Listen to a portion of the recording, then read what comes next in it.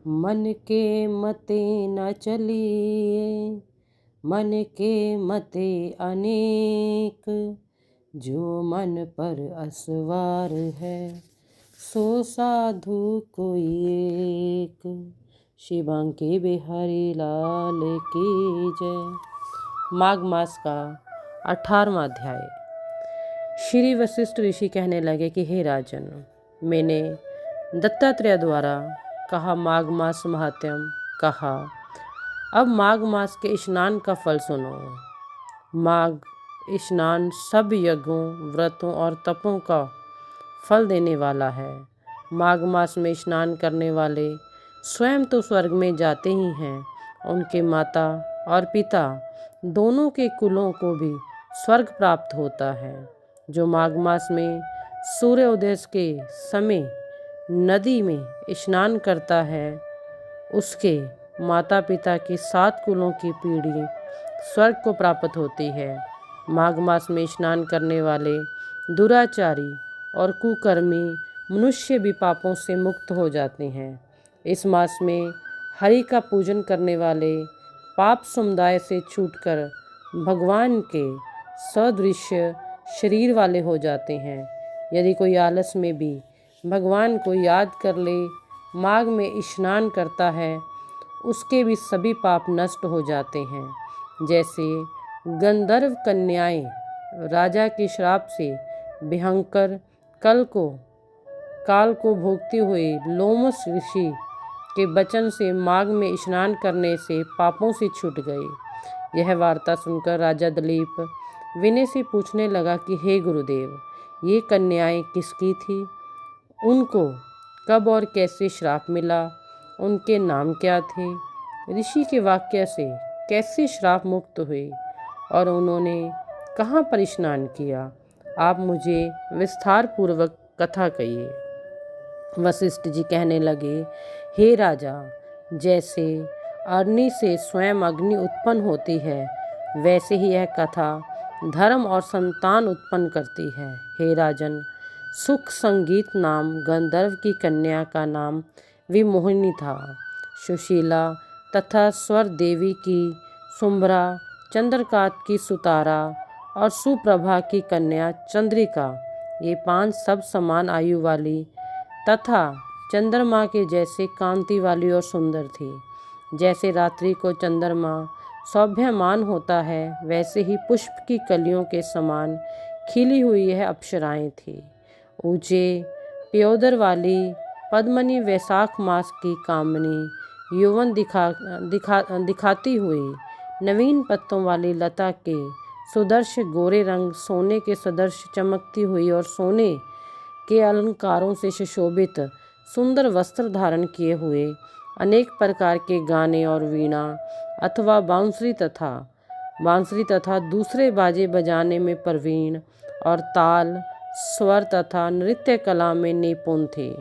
इस प्रकार वे कन्या क्रीड़ा करती हुई कुबेर के स्थान पर विचरती थी। एक समय कौतकवश माघ मास में एक वन से दूसरे वन में विचरती हुई मंदिर के पुष्प तोड़कर सरोवर पर गौरी पूजन के लिए गई। स्वच्छ जल के सरोवर में स्नान करके वस्त्र धारण कर मौन हो बालू मिट्टी की गौरी बनाकर चंदन, कपूर, कुमकुम और सुंदर कमलों से उपचार सहित पूजन करके ये 5 कन्याएं ताल नृत्य करने लगी।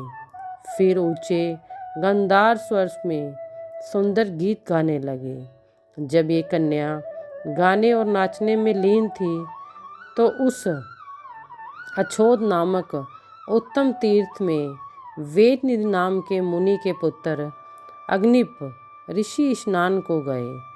वह युवा ऋषि सुंदर मुख, कमल सुदर्शन नयन, विशाल छाती, सुंदर भुजाओं वाला दूसरे कामदेव के समान था।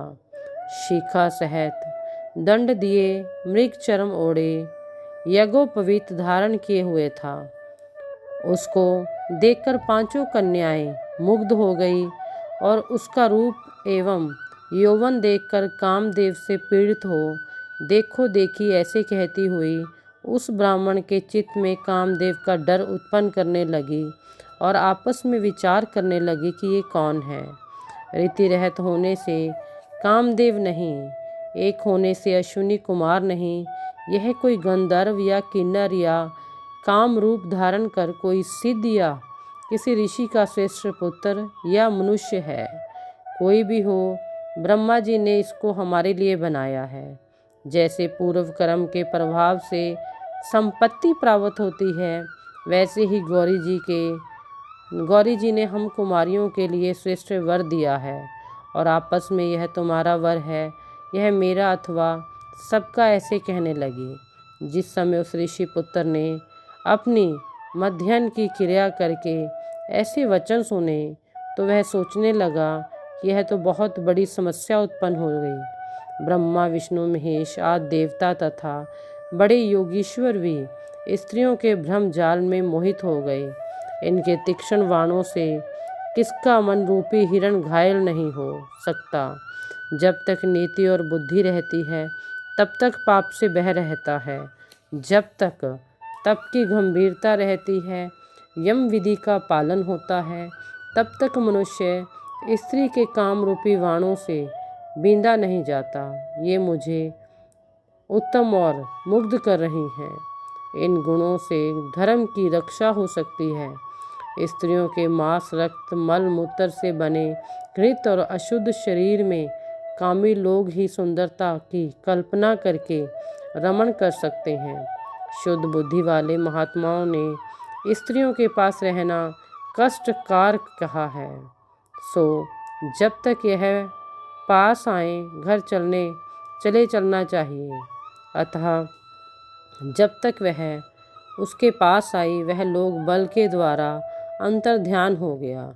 ऋषि पुत्र के ऐसे अद्भुत कर्म देखकर वह हैरान हो गई और डरी हुई चारों तरफ देखने लगी और आपस में कहने लगी कि यह क्या इंद्रजाल था जो देखते देखते विलीन हो गया।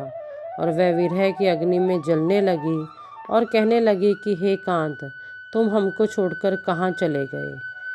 क्या तुमको ब्रह्मा ने हमको विरह रूपी अग्नि में जलाने के लिए ही बनाया था? क्या तुम्हारा चित्त दया रहित है जो हमारा चित्त दुखाकर चले गए? क्या तुमको हमारा विश्वास नहीं? क्या तुम कोई मायावी हो? बिना किसी अपराध के हम लोगों पर क्या क्रोध करते हो? तुम्हारे बिना हम नहीं जिएंगी। जहाँ पर भी आप गए हो हमें शीघ्र ले चलो, हमारा संताप हरो और हमें दर्शन दो। सज्जन लोग किसी का नाश नहीं देखते। बांके बिहारी लाल की जय। राधा रानी सरकार की जय।